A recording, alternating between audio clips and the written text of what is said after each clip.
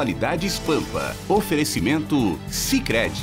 Compartilhar bons momentos faz a diferença nesse fim de ano. E água mineral Itati. Olá, muito boa noite. 28 de novembro do ano 2019, que aliás um ano que está acabando, está chegando ao seu final. Mas as esperanças, na verdade, quando chega nessa época do ano, se renovam, né? Chega na hora que você faz assim o balanço do que foi esse ano, e aí você diz, não, mas tem que ser melhor, vai ser melhor. Eu tenho uma máxima, pior do que está não vai ficar. Não é possível, porque é muito, muito, muito pesado esse ano. Mas vai mudar certamente, vai mudar para melhor, porque nós temos assim uma série de esperanças, de iniciativas do governo do estado, de iniciativas do governo federal, e acredito que não pode, alguma coisa boa tem que estar guardada para nós, né? Mas vamos começar. Daqui a pouco a gente desenvolve tudo. Eu tô meio rançosa hoje, né? Tô meio chateada, porque a vida tá difícil, tá tudo difícil. Mas o bom humor a gente não perde nunca. Acorda, presta atenção. Começou a Atualidades Pampa. Vitorino. Black Friday, dia 29, é sacanagem. Gente, li detalhadamente, item por item, mais de uma vez a reforma RS. Vou falar sobre ela. Por 8 votos a 3, STF encerra julgamento. Podem ser compartilhados os dados do COAF, hoje o IFE.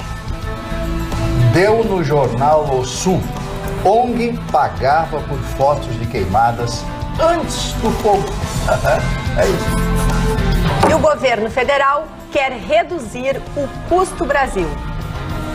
E como o aumento da carne, na realidade, é uma notícia positiva em meio ao desespero do consumidor. Expectativa de vida do brasileiro cresce para 76,3 anos em média. Isso é uma notícia boa ou um fato preocupante? Por que o projeto de impeachment do presidente Trump não vai adiante? Olha, eu não sei nem por onde começar o programa, porque tudo é interessante. Oi, Vitorino, tudo bom? Tudo bem, tá bem? Também? Tô bem, graças a Deus. Eu também, tenho passado bem com isso. Tem passado muito bem. Só que, pô, Black Friday, dia 29, final do mês, todo mundo pelado. Eu acho mandrake isso. Black Friday tem que ser dia 8, Sabe por quê, Vitorino? Mas, gente, não é Black Friday. A semana do Black Friday ninguém compra, depois não também é verdade, ninguém compra. Vitor, Isso enfraquece o Natal. E o fato de ser uma Black Week tem feito com que as pessoas comprem, sim. E deverão continuar comprando. Tem coisas de todos os preços, tem coisas bem mais acessíveis, tem coisas bem mais baratas. Se você está preocupado, porque o que acontece? É uma lembrancinha, sempre a gente consegue comprar. Ou não é verdade? Amanhã eu vou fazer uma revelação no programa. Eu resolvi fazer uma sacanagem, relacionei 14 itens, peguei produtos assim, né? E há 2 semanas atrás eu fiz uma cotação de preço. Amanhã eu vou cotar os mesmos produtos. Sempre lembrando, dona Mari. De utilidade doméstica? De tudo. De tudo, ok. Celular. Sempre lembrando que a antecipação do calendário daqueles R$500 do FGTS ajudaram muito nessa semana de Black Friday, porque queria invadir o ano que vem, foi condensado, estão pagando por semana, sexta-feira já pagam o mês de agosto, então essas pessoas poderão já nessa semana usar esses R$500. E amanhã eu vou contrariar o Marconi. Por quê? O Marconi disse que ninguém é obrigado a comprar. Eu vou comprar sim. Tem que comprar sim, Marconi. Lembra de mim. Tem que comprar. Lembra de mim. Não, e ainda só sobre essa contextualização, as pessoas não compreendem muito bem por que a Black Friday ela existe, ou qual o intuito deste feriado para os consumidores, o feriado mais capitalista, né, que existe, ao meu ver, na realidade é o Thanksgiving americano, é uma data importantíssima. Sim. Para os americanos, é mais importante que o Natal, e lá é um feriado. Então as pessoas não trabalham, na realidade quem trabalha sim é o comércio, faz liquidações monumentais, a gente coloca, para quem é acostumado com a abertura de alguns supermercados aqui no Brasil, lá é 3, 4 vezes pior.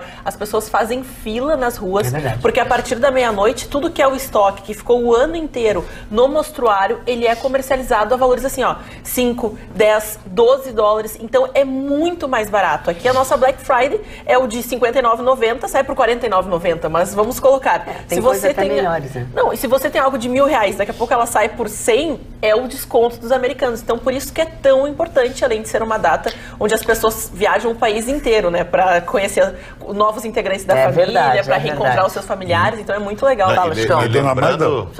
O empresário Alexandre Lau, que é teu amigo, também, ele disse para mim o seguinte, que o Black Friday devia ser um mês que o comércio estivesse ruim, que nem maio e junho, e não véspera de Natal. Ou no dia 5. Gente, é que assim, ó, a gente não pode generalizar uma coisa que depende de pessoa para pessoa. E que também não é da nossa cultura também. Que é muito claro, o fenômeno americano é o seguinte... É que a coisa dos americanos é uma coisa fantástica. A compra de final de ano... Estar lá no final do ano é fantástico para quem tem dinheiro. É que o americano tem uma coisa que nós não temos. Ele valoriza muito essa coisa de modelo. Então, por exemplo...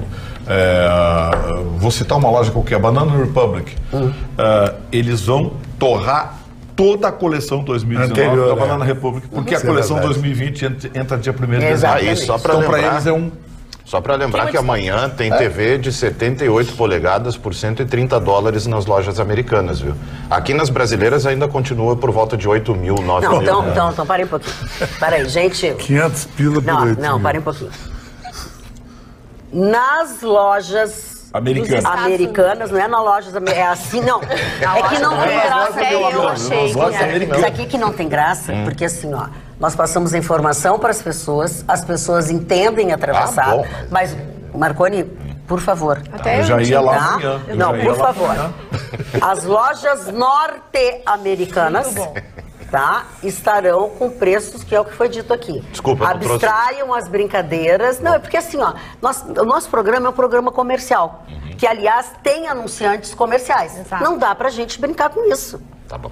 Tá? Então, assim, não precisava ter dito isso para vocês assim abertamente, mas não dá para brincar com isso. Não, e ainda nessa realidade, muitos brasileiros, né, e muitos empresários estão se aproveitando, já fazem, vamos colocar, 5 anos dessa data que ela entrou de fato no calendário das compras, mas é como a gente fala, eu, por exemplo, já me habituei a reservar um dinheiro, ao invés de gastar no mês de dezembro com os presentes familiares, eu antecipo a data para aproveitar o estilo de oferta que existe no Black Friday, porque você acaba criando esse costume, você economiza e tudo bem, você deixa embrulhado no cantinho de casa, depois ninguém vai saber que data você comprou, a não ser que sejam aqueles eletroeletrônicos ou até mesmo roupas que as pessoas vão precisar fazer a troca imediata. Não vai servir, vai ficar pequeno, vai ficar grande e tem aqueles 30 dias, né? Então até o Natal, o pessoal não vai conseguir, quem sabe, ter tempo para fazer a troca desses produtos. Mas se você não tem esse dinheiro, porque eu falo, hoje o marketing ele é muito avançado, então você recebe por todos os lados as informações, através das redes sociais,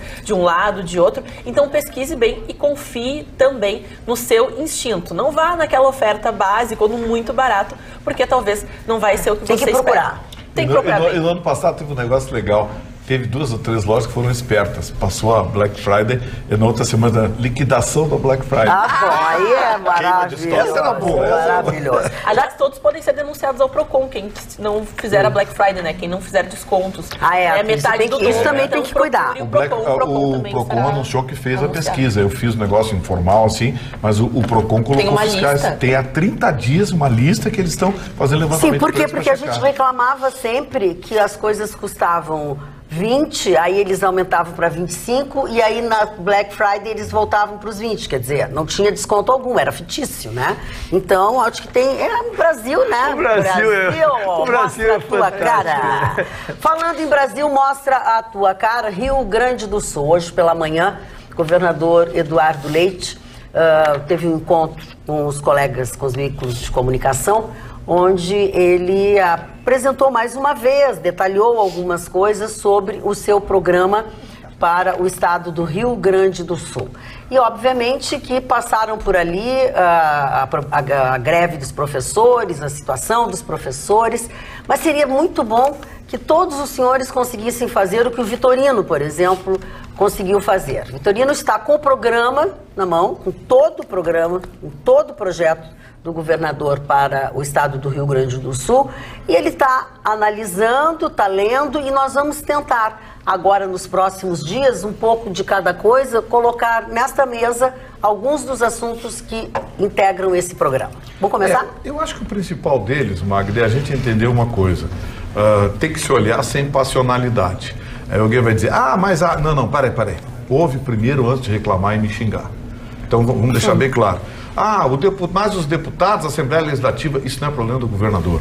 É um orçamento independente. Porque os promotores, os juízes, as férias, não sei o quê, também não é problema do governador. Ele tem exclusivamente responsabilidade sobre o executivo. Aonde começam os problemas do governador? Começa quando ele assumiu o dia 1º, porque ele pegou um estado quebrado. Vamos ser realistas, nós estamos quebrados. A partir daí, o governador teve que adequar uma legislação estadual, e tem que adequar uma legislação estadual à nova legislação previdenciária federal. A lei é bem clara, ou seja, ele tem que estabelecer algumas regras. O que acontece? As distorções que nós temos no Serviço Público do Rio Grande do Sul são tão grandes, tão agressivas, que consertar isso vai levar, eu vou ser honesto para vocês, vai levar décadas. E vai sangrar muita gente, infelizmente. Não tem como não cortar na carne.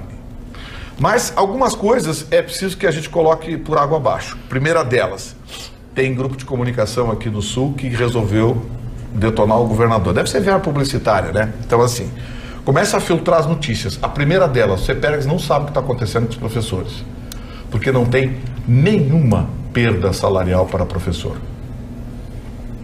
Vou repetir, nenhum professor vai perder nenhum centavo com a reforma. Bom, aí tem os avanços, as progressões, aquela coisa toda que acaba sendo importante porque compõe o salário do professor. Esses serão atingidos, mas de uma forma diferente. A progressão vai ter que ser adaptada à nova legislação federal. Sabe por que vem a gritaria do CEPERGS? Porque num dos dispositivos diz o seguinte: a cedência de servidores para funções sindicais. Então vamos lá. Os servidores, quando pendurados nos sindicatos, não precisam trabalhar, mas continuam recebendo salário integral. O governador está propondo que eles continuem recebendo porque a lei federal assim o determina, mas as gratificações, função de confiança, aqueles penduricalhos sejam extirpados. Por quê? Porque eles não estão exercendo nenhuma função. Então eles têm direito, por lei, a receber o salário. Aí começa a gritaria, porque o pessoal do CEPERGS, pelo menos a direção do CEPERGS, há anos não entra numa sala de aula para dar uma aula, tá? Então vamos deixar por aí. Aqui começa a gritaria. Segundo, antes de protestarem, tentem entender a modificação, a alteração. Eu diria que hoje eu me sinto 80% pronto a responder qualquer pergunta sobre isso aqui, sobre o Reforma RS, a proposta do governo. Li atentamente, reli alguns desses dispositivos, fui checar na lei e desde já vou deixar bem claro, a hora de me xingar é agora. Eu sou favorável e eu vou estar ao lado do governador. Eu tenho criticado o governador aqui por outras coisas, mas essa proposta aqui é absolutamente realista. E outra coisa, ao contrário do que divulgaram hoje por aí, que o governador não tem uma ideia fixa sobre... Não foi isso que ele disse. O governador deixou claro que está aberto a negociações. Querem alterar algumas coisas? Vamos alterar. Mas eu quero que as alterações sejam exclusivamente estruturais e não econômicas. Porque mesmo com isso aqui aprovado, o Rio Grande do Sul ainda vai ter um déficit recorde e que vai manter o nosso estado como o pior estado em situação financeira do país. A propósito disso, Roberta participou hoje de um encontro onde o Rio Grande do Sul esteve na pauta, e esse programa, né? Exatamente, Magda. Foi o governador, inclusive, estava presente, foi o primeiro fórum LEAD de desenvolvimento do Rio Grande do Sul. Foi um ambiente onde os principais empresários do nosso estado se reuniu para 4 painéis, 11 palestrantes, aonde foi debatida a questão do desenvolvimento do nosso estado. Como cada um desses ramos, a indústria, o comércio, a inovação, os serviços, a infraestrutura, pode se unir para fazer com que o nosso estado saia dessa situação tão angustiante e tão desesperadora. O nosso estado, como disse o Gustavo, realmente está falido e a gente precisa muito se unir para sair dessa situação. E o que mais me chamou a atenção foi que nesses painéis muitos empresários apresentaram as suas empresas e eu escutei de vários deles dizendo, nossa, eu conheço essa empresa, até presta serviços para minha empresa, mas eu não sabia que atuava em tal ramo, não sabia que fazia tal coisa.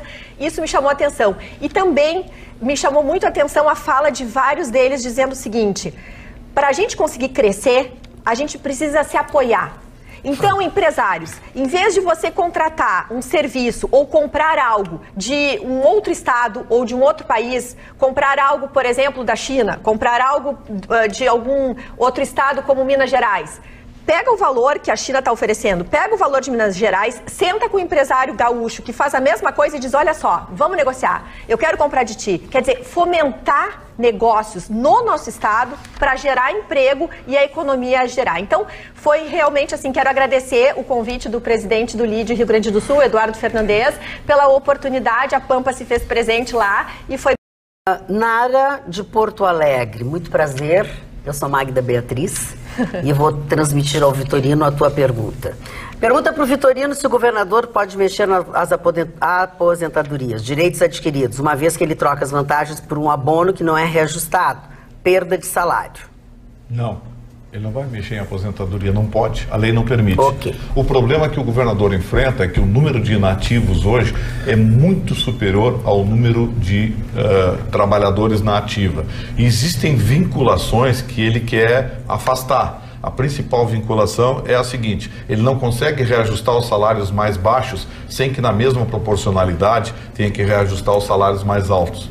Então o que acontece? Você não pode dar aumento significativo para os professores que ganham pouco, aliás a maioria ganha pouco, sem que isso atinja o topo da cadeia. E não é dos professores, é de todo o segmento laboral. Então assim, vou apenas citar uma situação complicada. Um policial hoje começa a sua atividade ganhando R$ 4.200. Professor em final de carreira com mestrado, doutorado, termina com 3.880. Como é que eu vou explicar isso para a população? Não dá para explicar. Mas aí o governador diz, tá, como é que eu vou mudar isso? Não tem como mudar. Tem que mudar a lei. Exatamente. Vamos mudando de conversa. Senhoras e senhores, vocês terão a partir de agora o último capítulo da novela COAF e STF. Doutor Ruxa. Não o farei sem antes arrumar minha franja, não. Ai, meu Deus.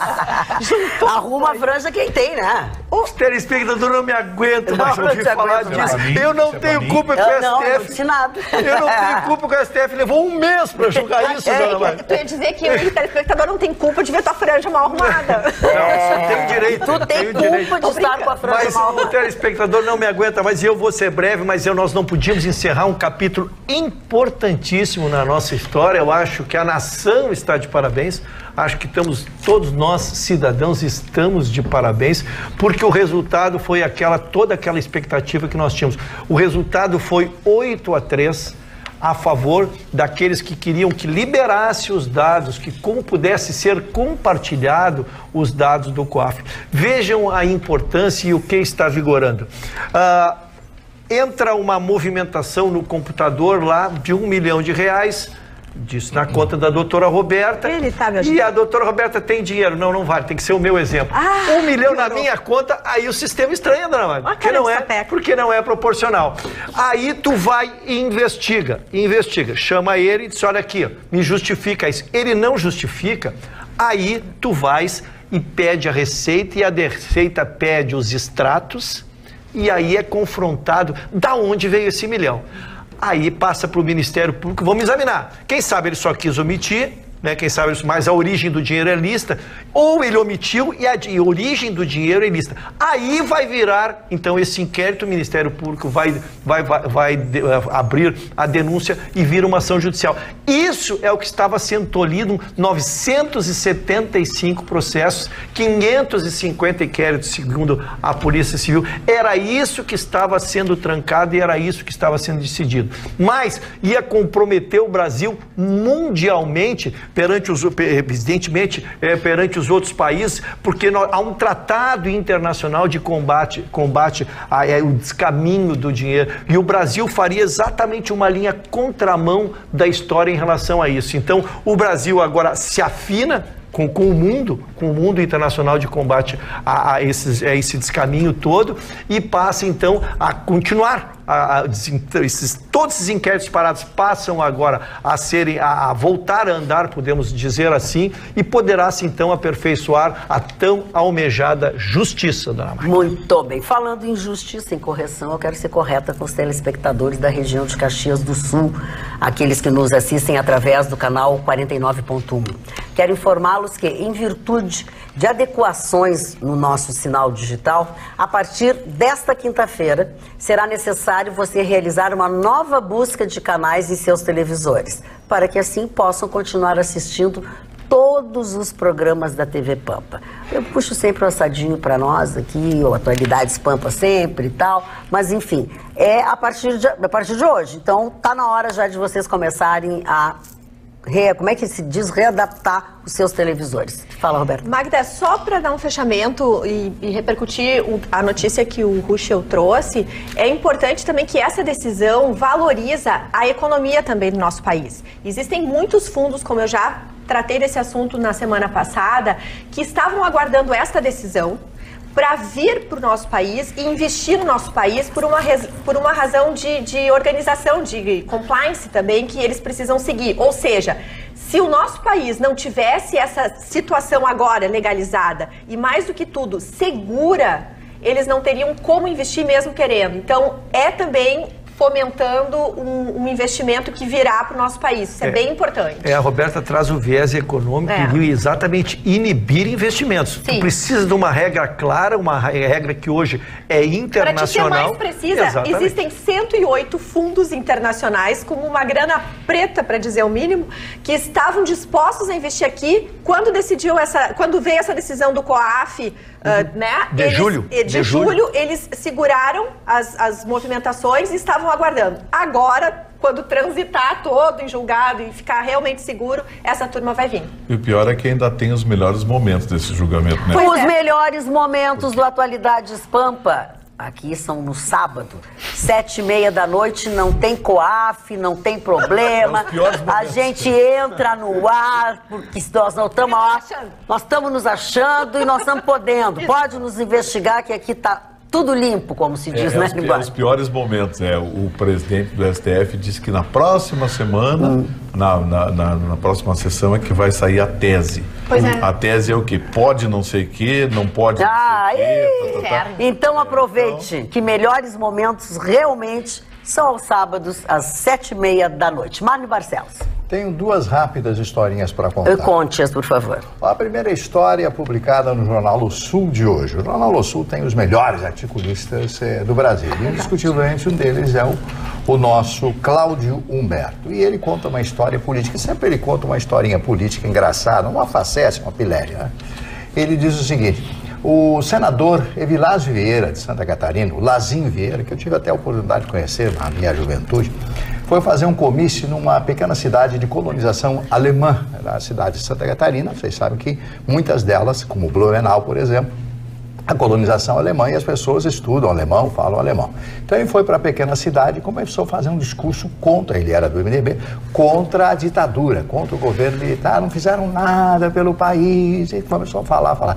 Até que em determinado momento, o padre de cabelos brancos, um venerando senhor, sobe à tribuna e diz: com licença, meu senhor, eu vou falar. Como disse o padre? O padre falando. Como falou? Com licença, senhor, agora eu vou falar. Ok. Aí grita para a população: tudo que se disse aqui é mentira. Opa! Ele é um presunçoso, não sabe nada. A oposição não faz nada pelo país.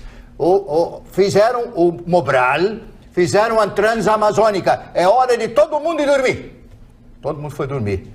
O senador também. Mas eu quero só fazer uma recomendação para vocês. Aniversário de morte do grande e maravilhoso Érico Veríssimo. Veríssimo. E esse livro que eu tenho na mão foi o primeiro grande sucesso dele, que permitiu a ele viver dos seus livros, das suas escritas, né? Olhai os lírios do campo, né? E ele, passados anos, deu uma entrevista dizendo o seguinte, que esse livro ele achava exageradamente sentimental e que ele não gostava mais do livro, mas que esse livro... Mas não acontece que o autor, ele escreve numa determinada idade, com os anos ele vai olhando, poxa, mas eu escrevi uma coisa que hoje não caberia mais. Mas ele disse, eu devo tudo a esse livro, que deu início à minha carreira de escritor. Ele fez mais de 30 livros, contos e tal. Foi realmente, para mim, o maior escritor brasileiro, junto com Jorge Amado. Então, eu queria fazer esse registro do aniversário de morte do grande Érico Veríssimo. Quem não leu, O Tempo e o Vento, a obra-prima do Rio Grande do Sul. Você já leu? Se não leu, está perdendo. Muito bem. E se você não está participando do nosso programa, também não sabe o que está perdendo. Você pode fazê-lo através do nosso Instagram, que é @atualidades.pampa.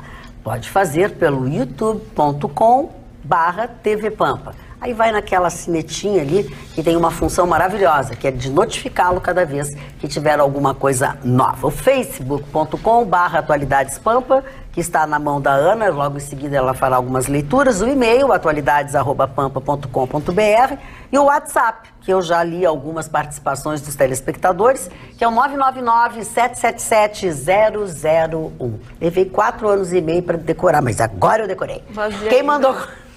Magda, sobre a questão do livro do Marne, os livros que Marne Barcelos, é o momento alto do programa, todo mundo adora. Aqui o pessoal, a Sandra Moraes fala, eu li e reli, amo este livro.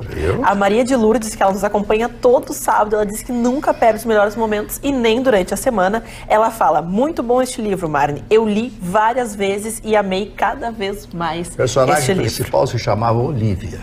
Não, que legal. É bonito esse nome.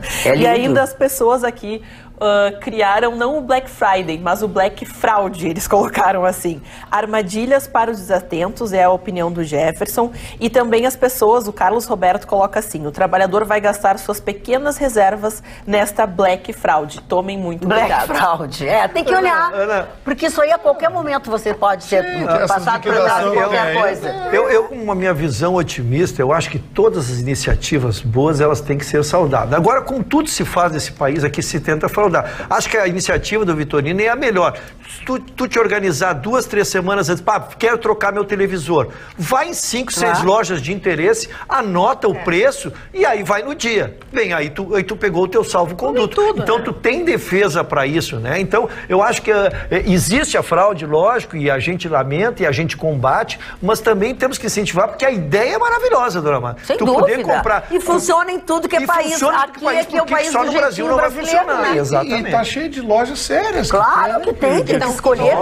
Desovar estoque, enfim. É que nos Estados Unidos é uma parceria entre fabricantes e comerciantes. E comerciantes, é outra coisa. Por exemplo, você vai lançar uma linha de tênis. A linha de tênis 2020 só pode entrar nas prateleiras e que a de 2019 já foi.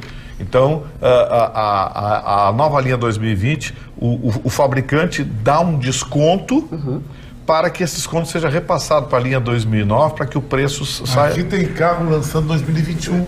Uma vez eu comprei um carro do ano e fui para Gramada, achando que eu estava com um carro zero. Cheguei lá e estava lançando o carro do outro ano. Vitorino, e eu voltei com o carro velho. A gente tem que entender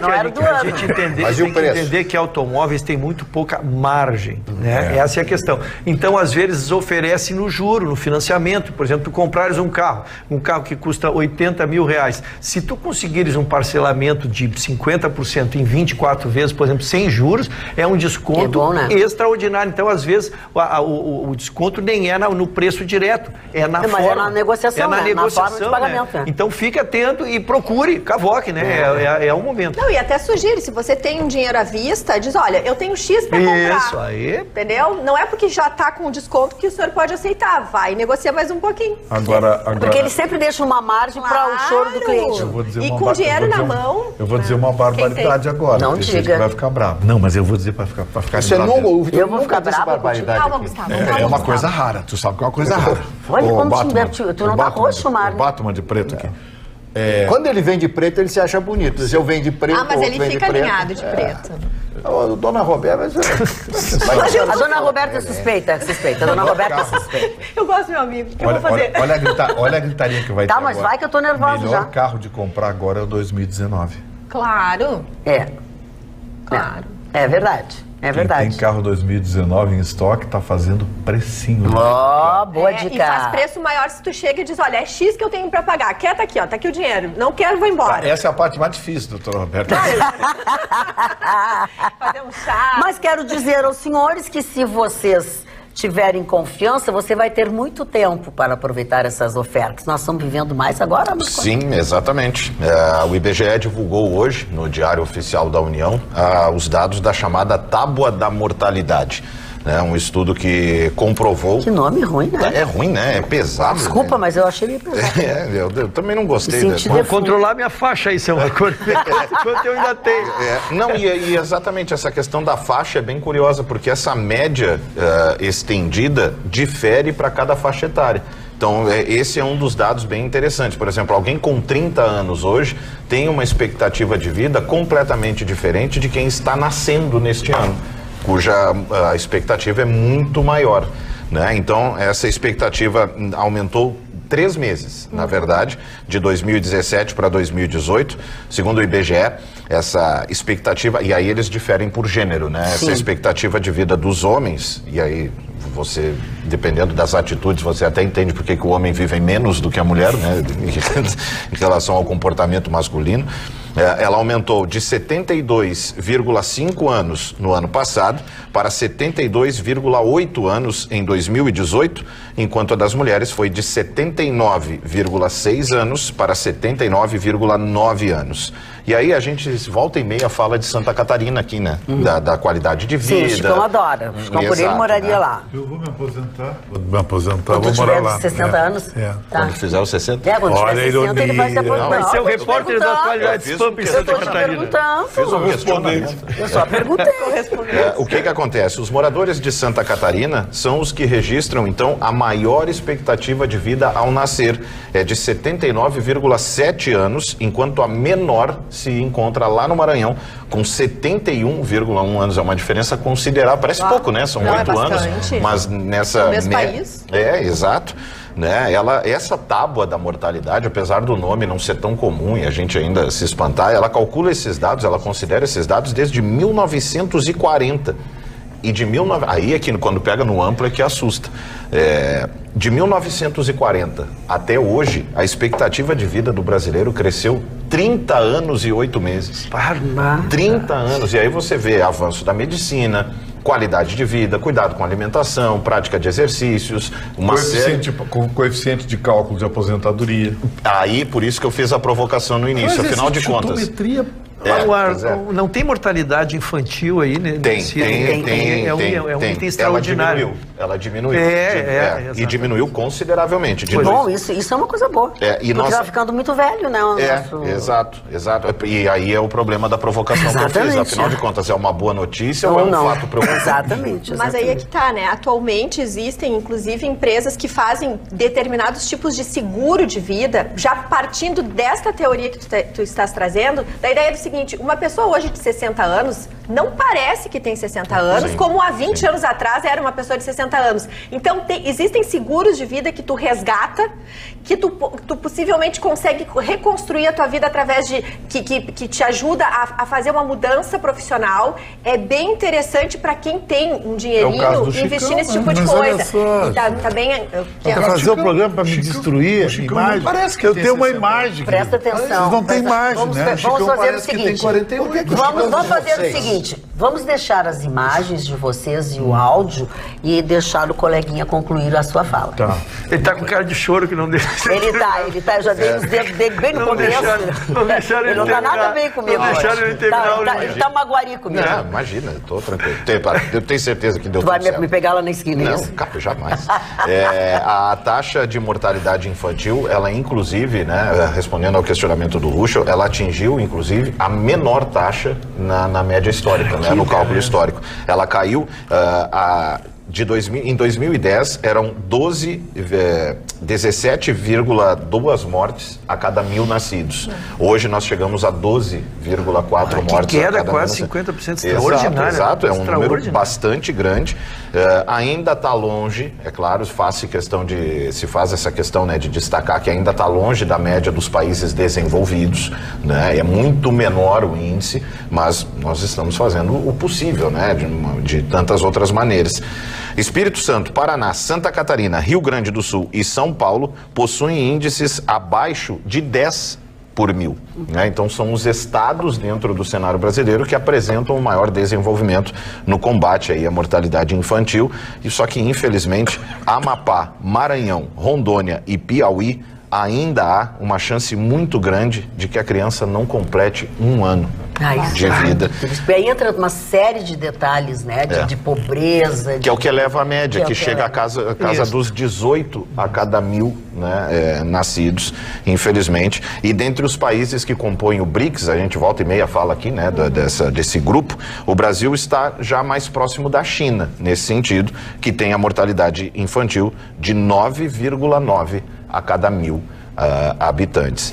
Aí eu fiz a provocação, repito aqui, né, em relação à questão da Previdência, né, que a gente viu vem assistindo, né, toda a discussão em torno da reforma, em torno do que se fazer, o país envelhecendo, a massa que poderia já estar ocupando o mercado de trabalho, infelizmente não contempla, né? E aí tem aquela matemática, aquele cálculo, né, que infelizmente mostra a necessidade da reforma. Uma oportunidade, né, Rafael, de investidores estrangeiros, por exemplo, chegar no nosso país e oferecer tipos de serviço para as pessoas que inclusive têm baixa renda, para poder também ter uma segurança ao longo da sua vida num determinado momento, né? E sobre Previdência e nessa participação dessa nova geração dos jovens, tem um problema que impede o cálculo exato, que é o seguinte: boa parte das profissões dessa nova geração que está vindo, a gente nem sabe que profissão é. É fantástico. Né? Então a gente não sabe nem que profissão vai existir. Esse é um monte que eu quero pegar, Marco. Eu quero primeiro, Marco, te cumprimentar por essa matéria. Eu acho que ela é interessante, ela é a nossa essência, né?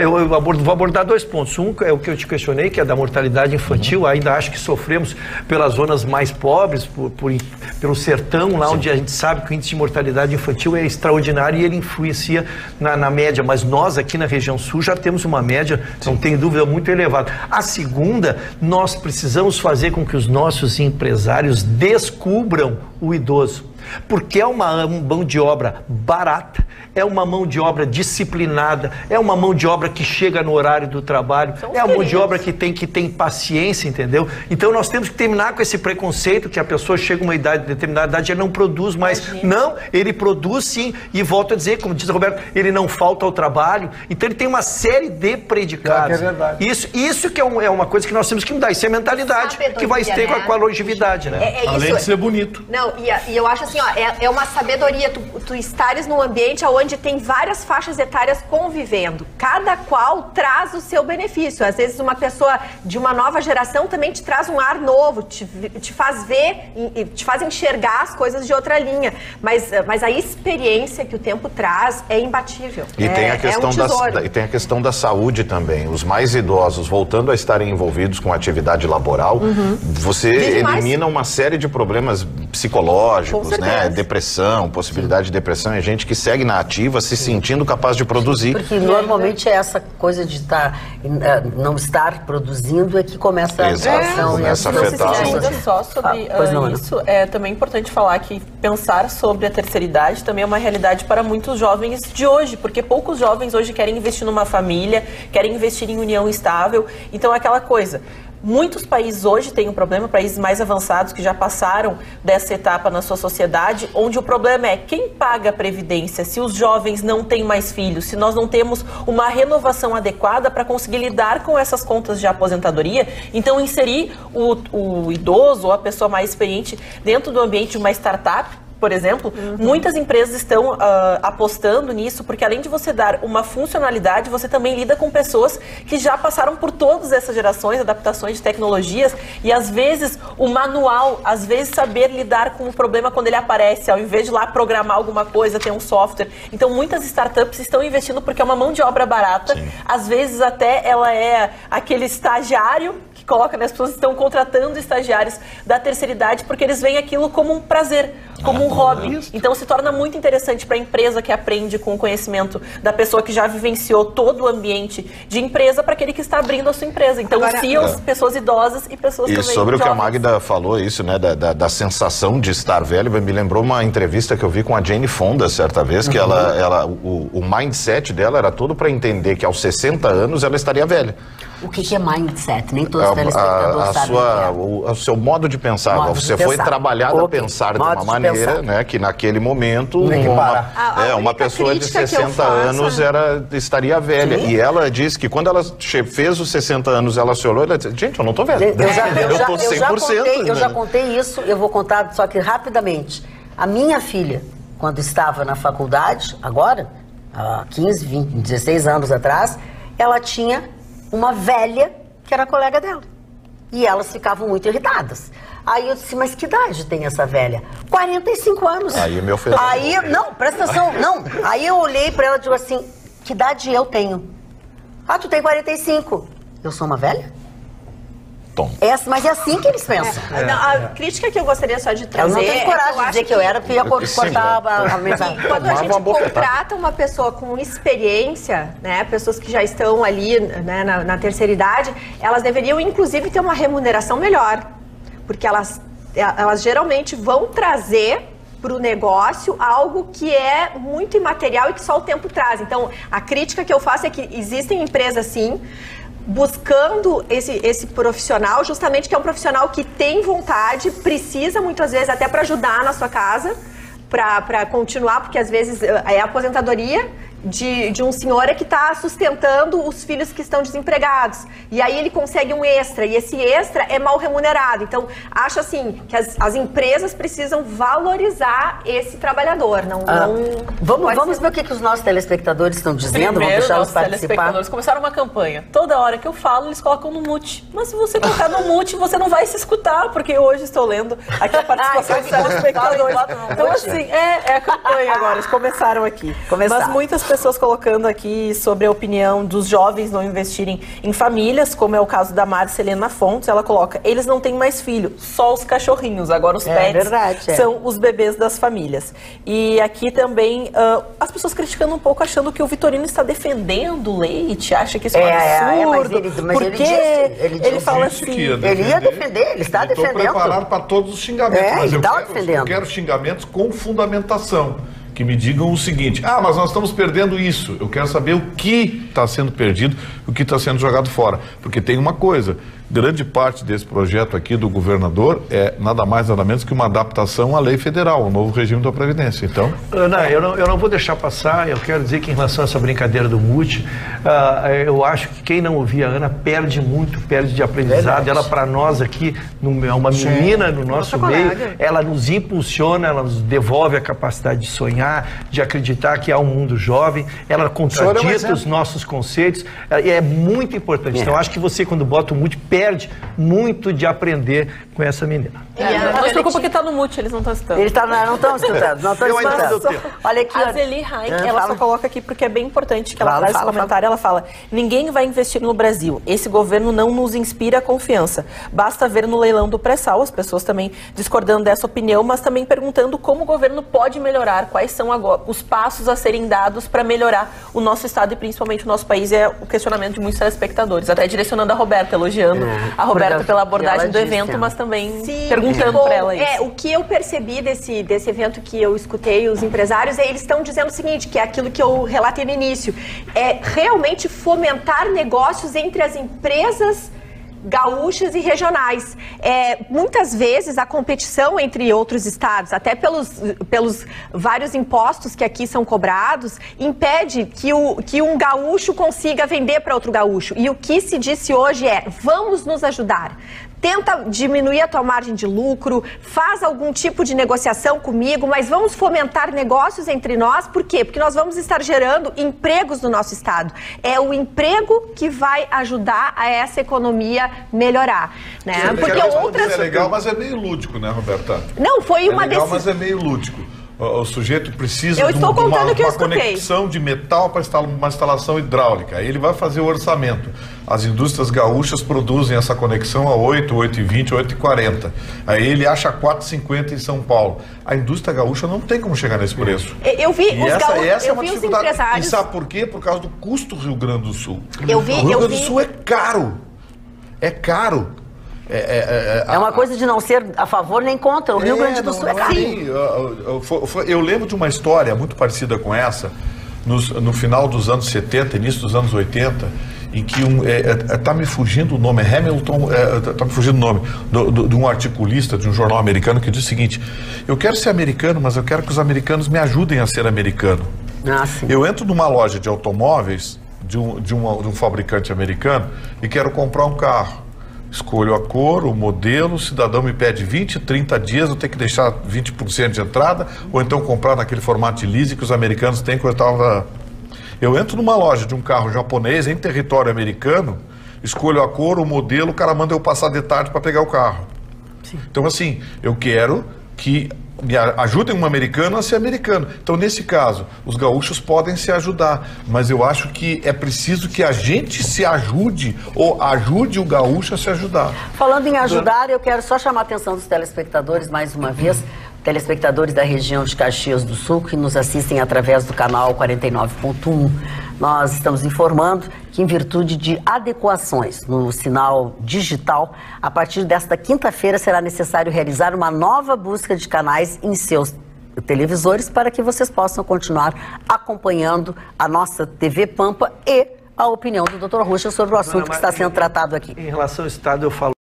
precisamos do Refis, que está sendo entabulado, estão sendo privatizadas as 3 empresas que queriam, trancou a questão da venda do Banrisul, que ia injetar capital no Estado. Então, acho que sem isso aí nós não vamos conseguir avançar, embora vamos acompanhar o projeto e o Vitorino vai acompanhar. Em relação ao governo federal, eu queria me permitir o que eu espero para 2020. Tá? O governo precisa construir uma base política. Dona Magda, eu fui ver as estatísticas de todas as votações no Congresso. Eu não vou me atrever porque o dado não é científico, mas entre 70% e 80% das votações o governo perdeu ou teve seu plano desmontado, tá? E tornado o que a Câmara ou o que o Senado queria. E isto, para 2020, é muito importante, porque nós temos reformas estruturais do país, nós temos a reforma tributária, nós vamos mexer com coisas que a sociedade precisará se adaptar e comprar ideia. E sem uma base política, para que me entendam, é aquelas pessoas que vão dentro do próprio Congresso defender as suas ideias, é criar um ambiente favorável ao que... Pois não, senhor Mário? Não, eu ia pedir, depois que o senhor concluísse, eu ia pedir a palavra, mas o senhor concluiu. Pois não, mas então já vou te passando. Mas eu acho que é isso, para que nós votemos essas questões em 2020, que volta a dizer que vão cortar na carne, sem uma base, nós estaremos condenados a derrotas na Câmara e no Senado e acabar aprovando só a perfumaria e não o essencial. Mário. Ontem eu estava zapeando a televisão à noite e aí assistindo alguns comentaristas de São Paulo e Rio de Janeiro. Aí tinha um cidadão de São Paulo, né, um historiador, mas atacou o governo Bolsonaro, atacou. Mas além do governo Bolsonaro, ele atacou a justiça. Ele atacou aqueles que produziram as provas contra o Lula, ele atacou tudo aquilo que foi feito, atacou o juiz, atacou o Tribunal Regional, aqui, a 4ª região aqui em Porto Alegre, atacou todos. O fato é o seguinte, tem que dar as provas, mostrar as provas, essas provas inexistem por isso. Então, o que adianta atacar o judiciário? O que adianta atacar os desembargadores? Os desembargadores foram contra tudo aquilo que o Supremo Tribunal disse, mas é óbvio, porque isso aí é para mostrar que eles têm poder, mas o Supremo também não faz a mesma coisa. Então, sabe, sinceramente, eu não entendo essa política que existe no Brasil. Os famosos especialistas o historiador falando Não, mas eu não tenho, eu não tenho formação no direito, eu não sou operador do direito, mas eu quero falar. Mas pode falar, mas fala com embasamento, estuda. Como o Vitorino veio falar do governo, ele trouxe todo o material, ele estudou, ele leu. Aí ele pode falar. Eu não posso falar nada porque eu não abri, eu não li absolutamente nada, não tem como falar. Muito bem, chamado de Barcelos. Luciana Lazari da Silva. Boa noite, amo esse programa, adoro você, só fico triste que nunca leem minha mensagem. Aí ela faz uma carinha de tristeza. Queria tanto que o Chicão Tofani me tirasse uma dúvida. Ele que é um cara da noite. Isso é um teste. Chicão, tu lembra do baile dos magrinhos no Sava Clube? Sob o comando de Cascalho Time? Se tu souber responder, passo a te admirar mais ainda. Adoro todos vocês, amo esse programa, Luciana. Não é do meu tempo, mas eu me lembro, não frequentava. Tá, não, Luciana, tu pediu, né, Luciana? Nos anos 90, quando eu era dançarino de queijinho. Muito bem. E o pai dele é um ilustre conselheiro gremista, José Vicente Contursi, filho do Cascalho. Negativo. O tá falando do Cascalho é o pai do... Cascalho, esse é o pai do hoje conselheiro. Meu pai eu sou amigo do Cascalho. Isso, é o Colorado. Meu amigo, e fui amigo do velho Contursi, por isso que eu confundi. Então seria o neto, que é filho seria o neto. E o pai é colorado, por isso o E o Sbrolli também tinha um baile também. O Cascalho foi uma hora onda, foi uma hora... Uma pessoa mais Flash Gordon Sbrolli. A gente fala muito aqui, eu tenho falado muito aqui no programa sobre o Fernando Sbrolli, que a gente sempre chamou de Gordo Sbrolli, porque ele participava do nosso programa de todas as noites e tal, enfim, mandava alguma opinião. Quando ele achava alguma notícia, alguma coisa, ele passava para acrescentar o nosso conhecimento, enfim. E ele nos deixou faz pouco tempo, né? Um infarto fulminante, mas ele faz parte de muitas coisas na história deste estado do Rio Grande do Sul. De Atlântida também. Começou com ele e com o Júlio Zigoto, em 93. Com o Gordo Sbrolli. Eu tô manchete, Chicão. A minha manchete é o seguinte, dona Magda. As pessoas odeiam o Trump, por quê? Porque o Trump é boa pinta, o Trump tem uma mulher cinematográfica, o Trump é dono de 1/10 dos imóveis mais caros de Nova York. Veja só, ser dono de 1/10 dos imóveis mais caros da cidade mais cara do planeta, tem que ter muito dinheiro. O pai dele colonizou praticamente Nova York e todo mundo fala, impeachment do Trump. Não vai rolar porque os democratas e os republicanos formam os dois partidos americanos. Os republicanos têm 56% do Congresso, então teria que ser que nem os congressistas brasileiros traíra. E lá não tem essa história de centrão, cima do muro, mimimi, 20 países. Outro é da direita, que é o republicano, outro é de uma meia esquerda americana, que é o democrata. Não tem em cima do muro lá. Então não tem como a metade do Congresso, a metade dos republicanos traírem para votar com os democratas a favor do impeachment. E se acontecesse, vai para o Senado. Lá no Senado, vitória simples. E ali os republicanos têm 52%. Então o Trump vai continuar governando e pode se reeleger. Agora, a coisa mais interessante, dona Magda, é que os americanos não gostam do Trump. O americano não gosta do Trump, acha ele muito prepotente, mas como ele deixou a economia americana melhor e existe um tipo de americano do centro dos Estados Unidos que tem uma identificação com ele. Mas esse americano que nós conhecemos, Los Angeles, Nova York, Miami, blá, blá, blá, que eles chamam cucaracho lá, esses odeiam o Trump.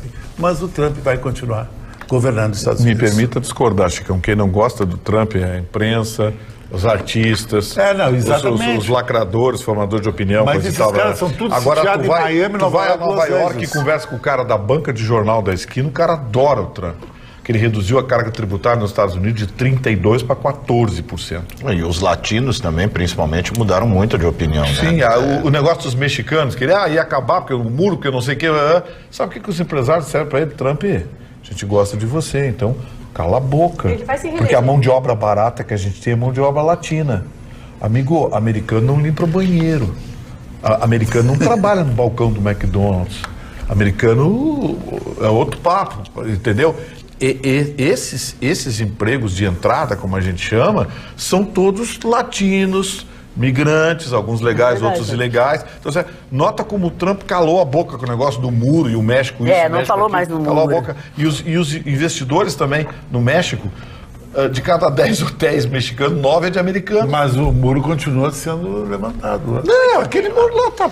Não, o muro Mas continua. já foi deixado. Aquele muro, primeiro que ele já existe desde a gestão do Clinton, né? Na verdade, né? Já foi renovado e atualizado na Portão do gestão Russo do foi Obama. construído mais rápido que o muro E do bastou perguntar para os Porque o Russo foi lá, o Russo vai Era lá uma ajudar o invasão Trump. na casa do Russo. E bastou, porque... O colega tá falando. Porque quando começaram a tratar como xenofobia, era tão infantilóide o argumento que bastava perguntar: se é xenofobia, por que não tem muro na fronteira com o Canadá? Se é xenofobia, por que o México ergueu um muro na fronteira com a Guatemala? Na Guatemala. Sabe, então, é uma besteira, os argumentos são fracos, fazer infantis. Sabe? Era uma primeira parte concordando com o Chicão. Eu acho que em relação a passar o impeachment não, porque lá sim a maioria. Só que em relação ao que eu continuo alertando e vou aguardar, até porque vamos estar aqui juntos para acompanhar isso, é que o povo americano vota, não é obrigatório, né? Vota quem quer. Né? Ou seja, vota um pessoal esclarecido. E o que está vazando dentro do impeachment, do processo de impeachment, é que nós temos que dimensionar, né? Pessoas muito perto, estão trazendo fatos, coisas que estavam ocorrendo e que não chegavam na grande imprensa. Então, dimensionar isso, como vai bater num eleitorado que é diferente do nosso, que só vai votar quem quer, eu acho precipitado dizer que ele já vai se reeleger. Mas respeito, lógico, não tenho a bola da sabedoria. Tu falasse, mas tem um outro componente que o Marlon pode até assinar embaixo comigo. Os democratas não têm uma liderança. Não tem. O líder maior dos democratas é um governador gay de Idaho, que o pessoal tem até nem quer que Apareceu Michael Bloomberg, que tem 53 bilhões de dólares na conta, 10 vezes mais. Já se lançou como pré-candidato. Foi prefeito de Nova York 12 anos, é a maior liderança. O Bloomberg é democrata? É que ele não é... O Bloomberg acho que é ele é centro. amicíssimo do Trump. Mas ele tem um posicionamento. O Bloomberg é mais candidato a ser candidato pelo Partido Democrata. Não, republicano. Republicano. Agora não sei. Chicão, só me responde. Aquele avião sugando é fake news, aquele avião sugando aquela do Trump, foi sacanagem. Aproveitando essa de fake, também desmanchar uma fake que tem circulado por aí, uma fake news, de que a Black Friday, na verdade, surgiu da oferta de negros na época da escravidão. Não tem nada. Não acredito. Que era o dia da venda dos escravos negros, e aí condenem a Black Friday. Aí, assim... Não tem limite. Começou a ser publicado. Olha, gente, eu tô perdendo. A Ana checou a informação aqui. Como a gente, né, o Mário estava falando, democrata, então já entrou nas prévias, né? Já se colocou como candidato. Se o senhor ouvisse a Rádio Pampa pela manhã, o senhor saberia. É, isso mesmo. O senhor tem que ouvir a Rádio Pampa. A doutora Roberta vai dar o destino. Eu sou ouvinte do Rádio Barcelos todas as Eu não manhãs. sei, mas eu ouvo ele. Mas e ainda só Peraí, a colega está... Ô, coelhinho de Páscoa. Depois dessas coisas, essas figurinhas vocês trocam depois. Vamos falar. Não, só pra gente trazer a informação de que a gente não dimensiona o quanto o povo americano ele é de fato politizado, tanto que a maior audiência da TV americana nesse ano está sendo a transmissão dos julgamentos do impeachment do Trump.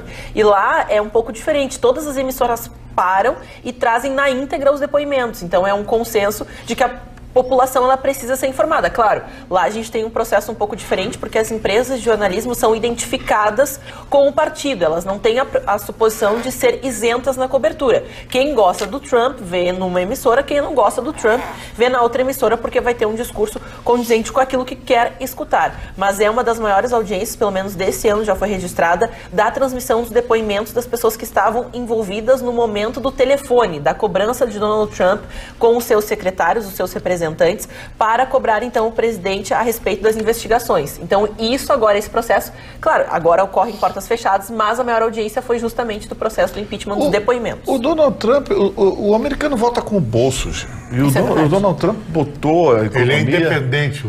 Ele botou... O Trump botou a economia, acelerou a locomotiva americana. Os americanos vão crescer esse ano mais do que estava previsto. A previsão era 2 e alguma coisa. Vai mais de 3. Vai a quase 3, Então, assim, a economia americana vai bem, obrigado. Eu recebi aqui, estou recebendo mensagem aqui, recebi de um amigo do Gilson Anderson, que mora em Nova York, metade Nova York, metade aqui. Ele disse, ali em New Jersey, Nova York, todo mundo gosta do Trump. Quem não gosta é New York. York Times, os articulistas do New York Times, os comentaristas da CNN, porque o pessoal da Fox, por exemplo, que já é republicano. Porque a vantagem do Trump... Ela gosta do Trump? O que ela quer o visto, aquele que fica para sempre. A vantagem do Trump foi justamente... Continua sendo justamente... Parece só um pouquinho. Nenhum. Terminar?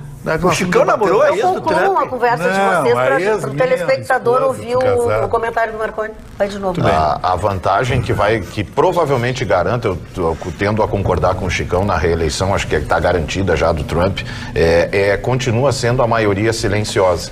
Ainda continua o cidadão que vota no Trump em função dessa coisa histérica, né, do progressismo lacrador. O votante do Trump ainda fica quieto. Quando questionado numa pesquisa, ele não decidi ainda. A eleição foi assim, fez com que a CNN... do meio oeste, que fez a masca capim e usa uma espingarda os rednecks, né? Esse americano fez a CNN pagar, vem pagando mico um atrás do outro. A CNN virou um panfleto, né?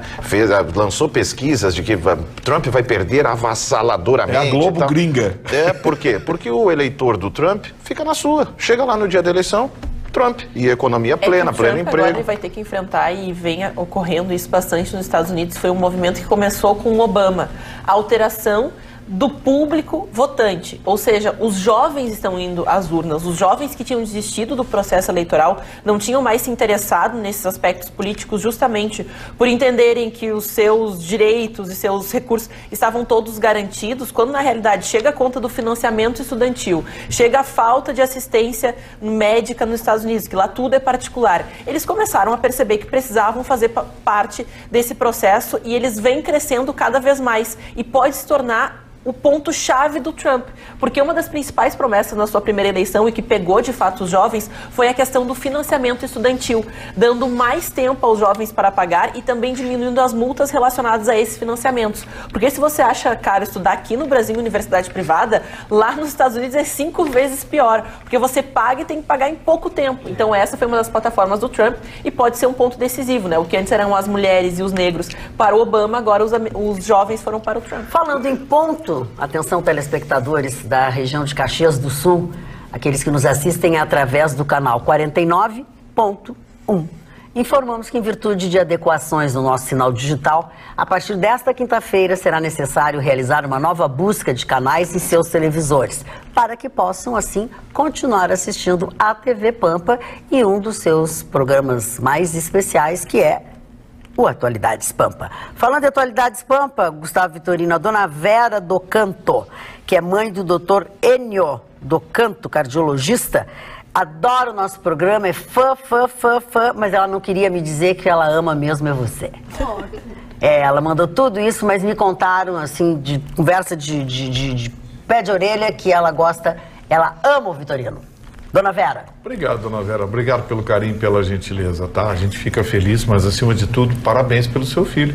Um cardiologista, quem é pai hoje de um médico, é o caso do Rucho, pai de uma médica, certamente está plantando vidas no futuro. Sem dúvida alguma. Parabéns para a senhora. Muito bem. Obrigado pelo carinho. Beijos também para a dona Maria Helena, que é a sogra da Carolina Chaves, e uma para a avó da Carolina Chaves, a dona Ana Maria. Todos estão nos acompanhando e mandam beijos, coisa a gente não pode deixar pra lá. Tem um negócio sendo gestado lá em Brasília que, se acontecer... O que seria? Não vou usar meias palavras. Acaba com a justiça no Brasil. Opa! O Conselho Nacional de Justiça está estudando uma proposta de transformar as custas judiciais em um único parâmetro nacional. As ações pagariam 2% do valor da ação inicial de custas judiciais, mais aqueles penduricalhos, mais imposto, mais não sei o que.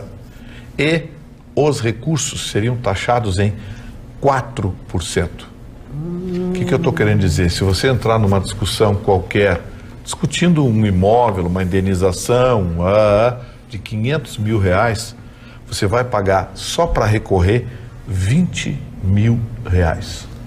Isso praticamente acaba com a justiça no Brasil, porque os parâmetros da assistência judiciária gratuita, nessa proposta, também estão no patamar de 2 salários mínimos. Quer dizer, se você ganhar, Marconi, R$2.500 e processar a construtora que fez um imóvel com defeito que você pagou 500 mil reais, você vai pagar inicialmente 10 mil reais para entrar com uma ação. E se você perder ou ganhar e tiver que recorrer, você vai pagar mais 20 mil reais de custas judiciais. Isso se você ganhar 2.500 reais.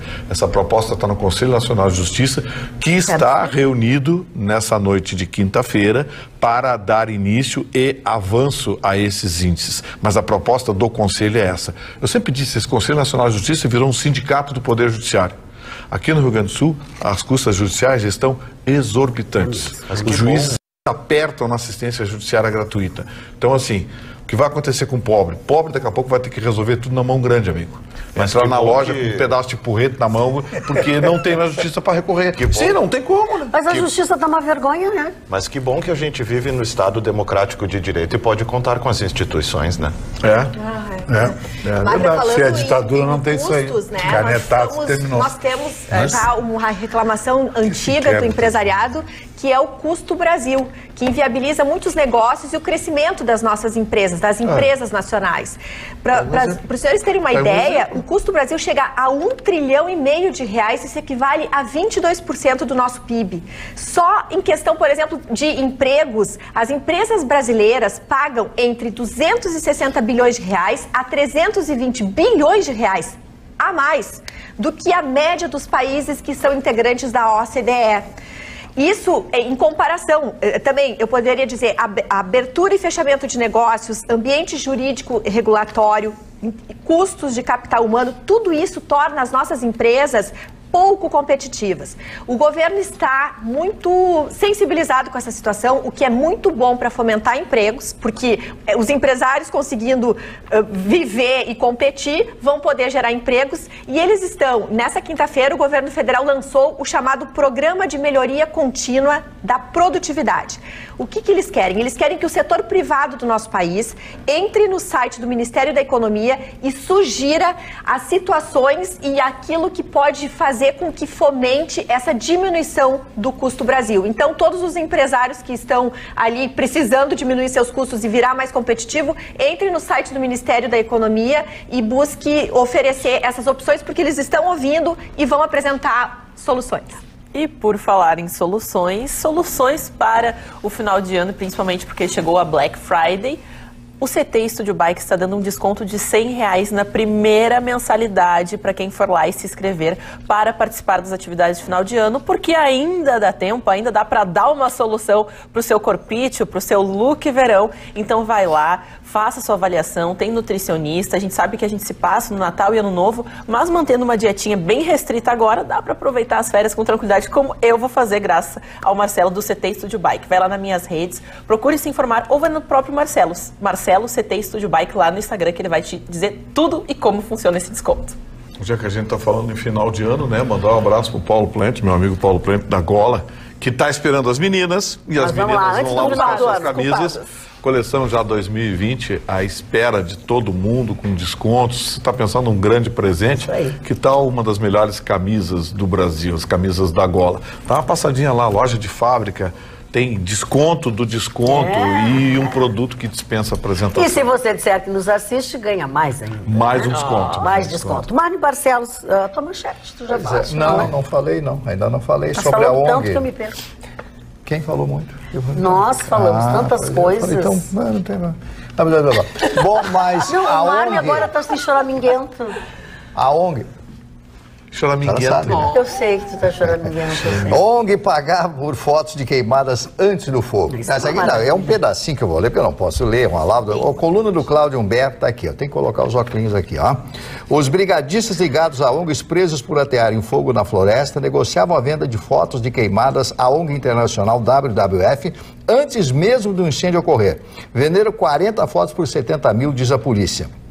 Fechado o negócio, ateavam fogo e faziam as fotos para sensibilizar doadores. Só o ator de Leonardo DiCaprio deu a WWF 2,1 milhões, dos quais 300 mil acabaram nos bolsos da quadrilha, segundo o delegado José Humberto Melo, da Polícia Civil do Pará. O delegado admitiu durante entrevistas que crimes idênticos podem ter sido cometidos em outros estados da região amazônica.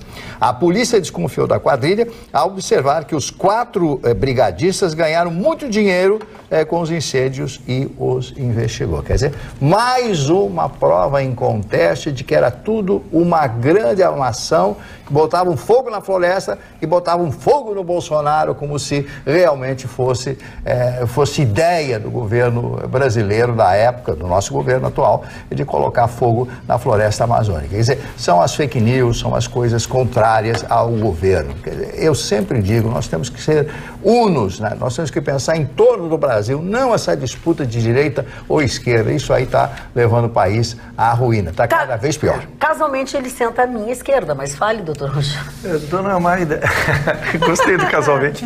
Não, é porque saiu uma notícia de fim de tarde aqui que a gente fica impactado com ela, que sempre é notícia em relação às ONGs, né? Sim. Que o governador destituiu o presidente do inquérito da notícia que traz o Marne aí, ele foi destituído e a Polícia Federal fazia um inquérito paralelo a essa investigação e diz que em relação às 4 pessoas nada havia contra elas. O juiz hoje à tarde mandou então fazer um alvará de soltura dessas quatro pessoas. Aqui foi nomeado um novo presidente do inquérito e vai-se então fazer um inquérito civil novamente. Como eu disse, a Polícia Federal já encerrou, quer avocar a ela, e foram soltas essas 4 pessoas. Vamos aguardar o capítulo de quem fala a verdade. Se é o delegado de polícia, porque está aqui o nome do delegado. Isso, ele foi destituído, Mário, é isso que eu estou dizendo. Pois é, Humberto Melo, nome do delegado, coluna de hoje do jornal O Sul. O governador do estado do Pará destituiu este delegado e colocou outro delegado.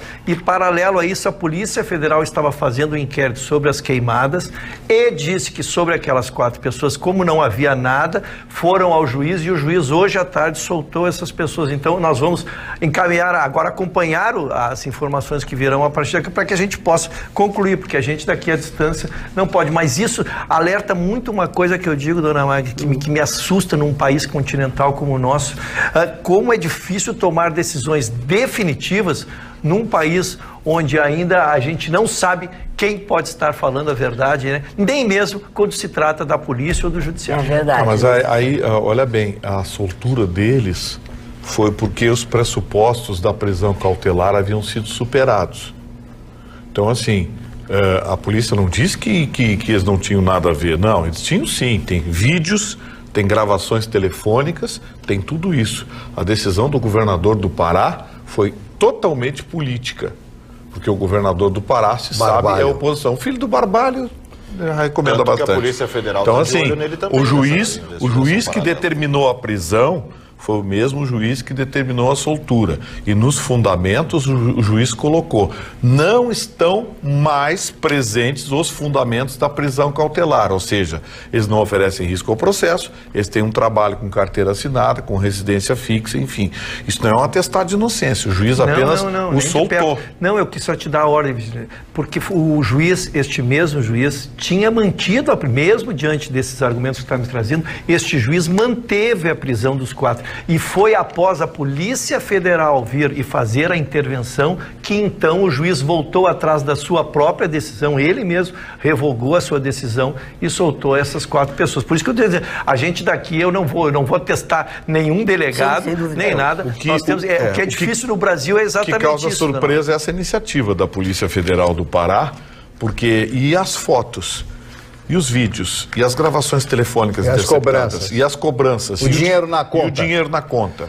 Apareceu 300 mil na conta. Como é que fica? Então, é estranha essa postura da Polícia Federal. Tem que saber do superintendente da Polícia Federal do Pará lá o que levou eles a tomarem essa atitude que o Rucho acabou de descrever. Porque é, no mínimo, esquisito, né? O assunto não envolvia a Polícia Federal, não tinha nada a ver com isso, era uma investigação da Polícia Estadual do Pará, que acabou tendo o delegado que investigava afastado, e está evidente que foi de forma política, porque o juiz, para decretar uma prisão cautelar, ele precisa de materialidade do crime, ele precisa do indício de cometimento do crime e o indício de autoria. Claro. É a única forma do magistrado decretar uma prisão cautelar. Ele decretou a prisão cautelar por conta das fotos, dos vídeos, das gravações que foram apresentadas, dos slips de caixa de dinheiro que foi depositado, da confirmação lá de fora do dinheiro, que não sei o que, do doador que mandou o dinheiro. Né? Então, eu acho que é muito importante que se veja o que aconteceu ou está acontecendo na Superintendência da Polícia Federal do Pará, para ele tomar essa atitude. Dona Magda, posso fazer um off-topic aqui? Só uma citação. Tu pode fazer o que tu quiser. Muito grato. Menos tirar a roupa não, e cuspir na gente. Não, isso jamais, não vai ficar legal. Alguns telespectadores iam gostar não, jamais. Do Marconi. Tu ia apanhar em casa. Ia ter que dar explicação em casa. Ia apanhar em casa. Eu quero fazer uma citação respeitosa. O Sugar não é mais o mesmo. O Sugar já era. Uma citação respeitosa, mais uma exceção, né? A Elitânia da Hora, de 25 anos, que se preparava justamente para defender o seu trabalho de conclusão do curso, que ela fazia o curso de serviço social, e o seu trabalho de conclusão era sobre feminicídio. E a poucos instantes de apresentar o seu trabalho, ela levou um tiro na cara do seu ex-namorado. Que isso? Mas veja você, sabe o que ela tinha? A medida protetiva. Veja Parece só. que não é tão bom ter, porque Parece quem tem a medida protetiva morre. Tem uma, né? Então, mais um caso dessas exceções, né, que acontecem aí. Ela tinha uma medida protetiva que, veja só, impedia a aproximação do suspeito, mas não falava nada sobre a aproximação da bala em direção ao rosto dela, né, que... De novo, né? Eu vou sempre bater nessa tecla de que isso é uma ofensa. Eu, como já disse aqui, as principais pessoas, as pessoas mais importantes da minha vida são mulheres. Minha mãe foi a minha avó, é a minha esposa, é a minha irmã.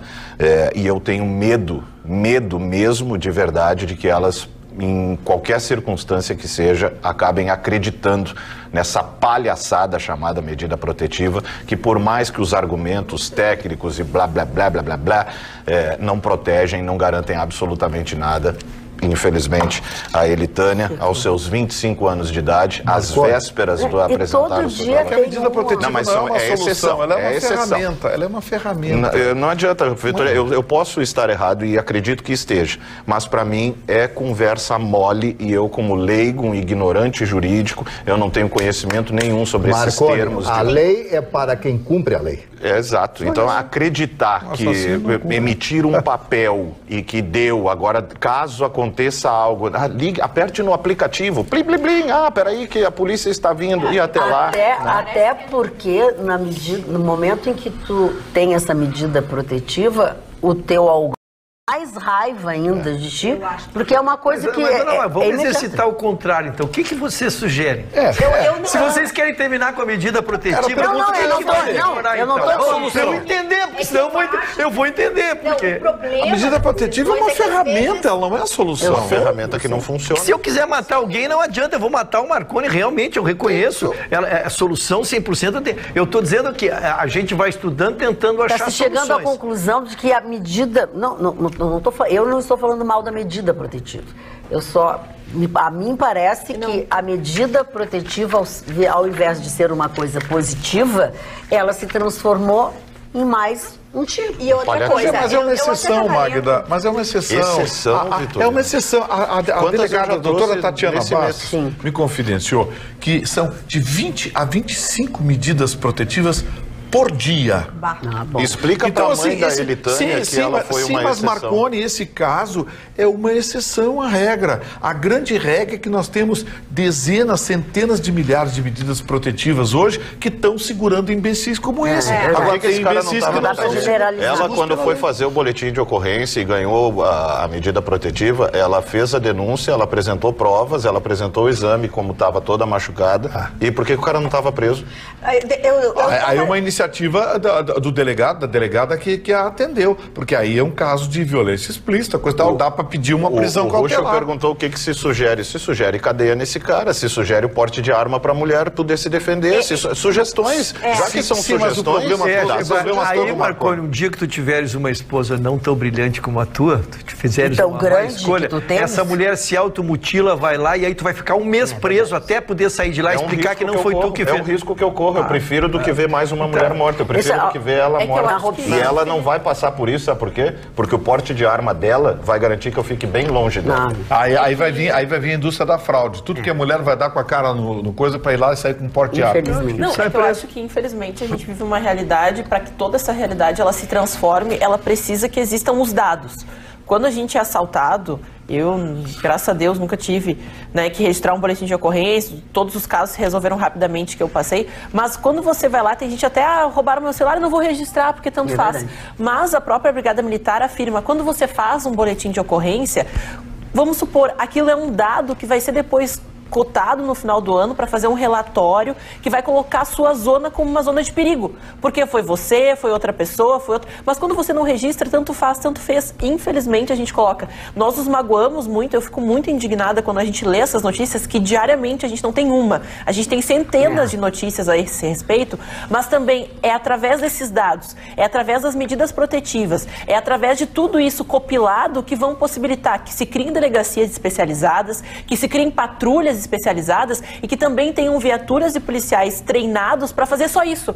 Não para pegar o cara que está assaltando no mercado público, o cara que assaltou a lotação, a pessoa lá que está passando por uma situação de violência, e também cuidar das mulheres que estão desprotegidas desses loucos, desses maníacos. Então é só, infelizmente, com esses dados, quantificando essas pessoas e, infelizmente, essas mortes, que a gente vai conseguir tomar uma providência. Porque talvez essas medidas e o fato de elas morrerem é o que vai dar o porte de arma daqui a pouco. Mas eu acho que, infelizmente, o Vitor não tem razão, sabe por quê? Porque com todas essas medidas protetivas no Brasil, ainda tem isso, imagina sem a medida protetiva.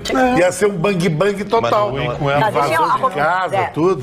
Para contribuir com o debate, eu tive a oportunidade de escutar uma promotora paulista, porque em São Paulo cresceu absurdamente, mais de 400% o feminicídio nesses últimos meses.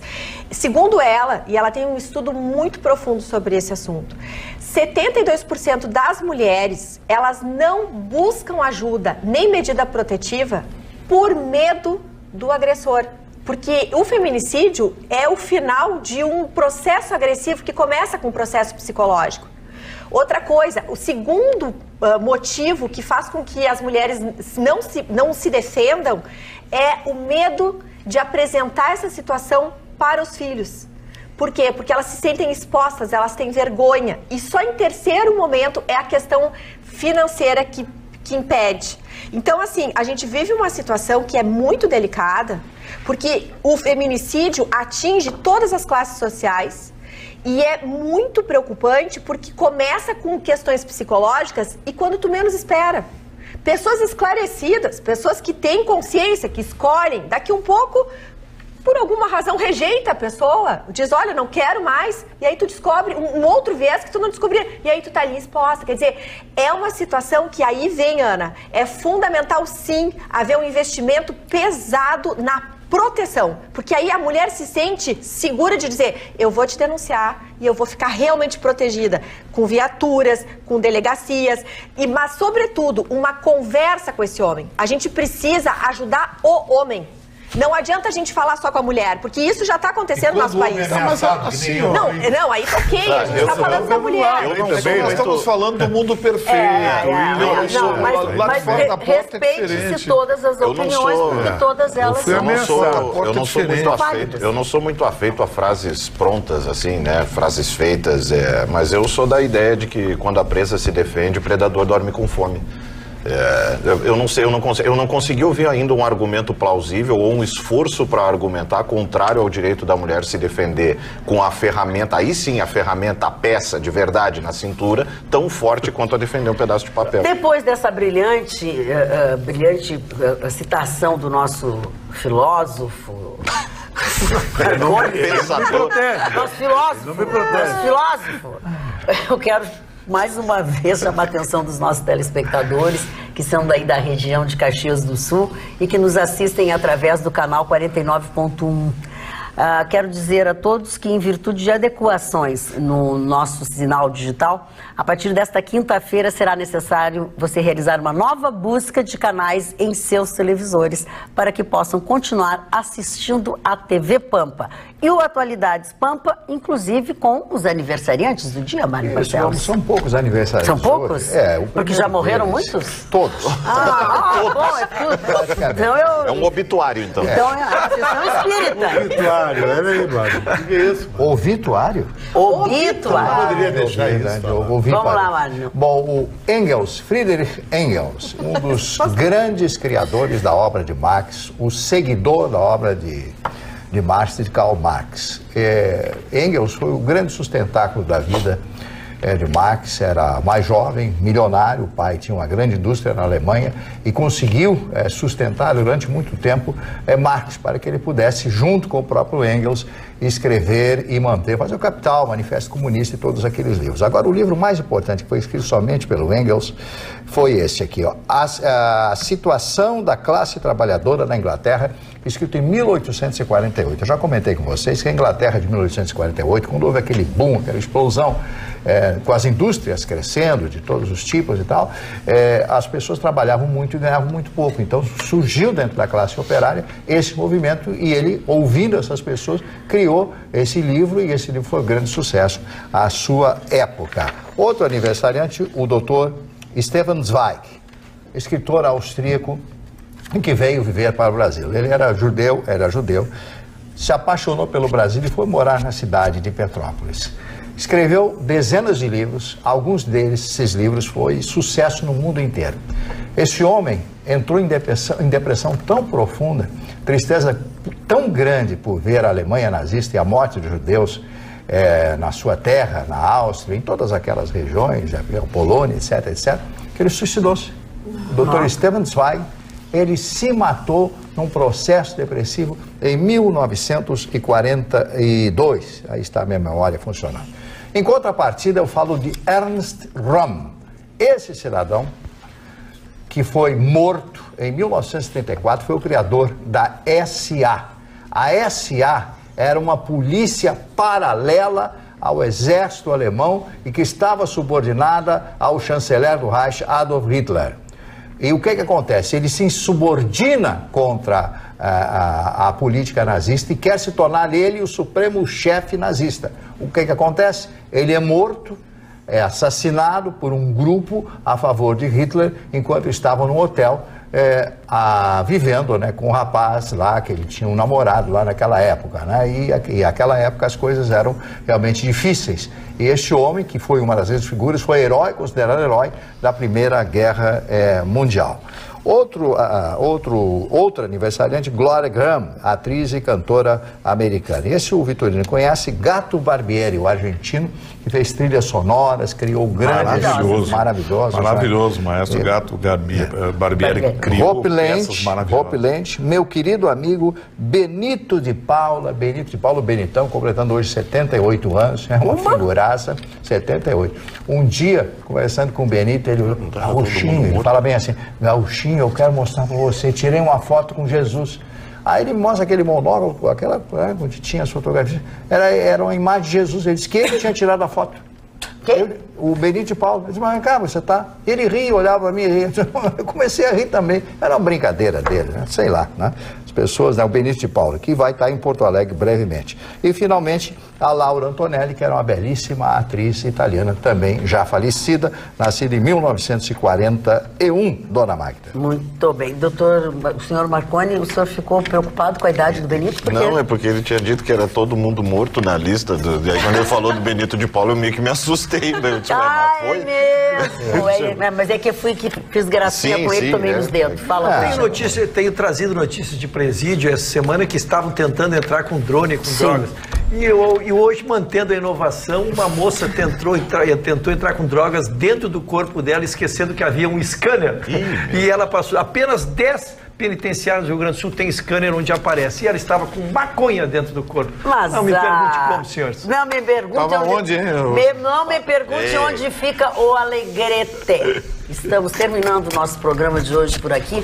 Desejamos a vocês uma boa noite. Lembrando sempre de colocar na sua agenda que sábado, 7h30 da noite, é a hora de você rever ou rever os melhores momentos do Atualidades Pampa.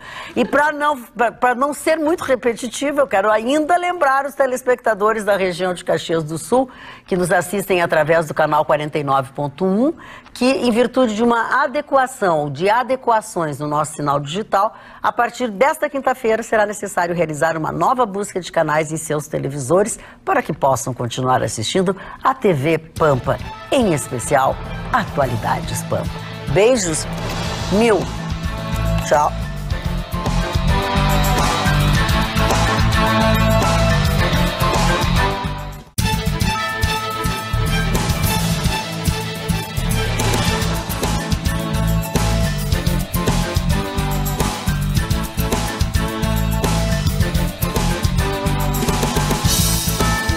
Atualidades Pampa. Oferecimento Sicredi. Compartilhar bons momentos faz a diferença nesse fim de ano. E água mineral Itati.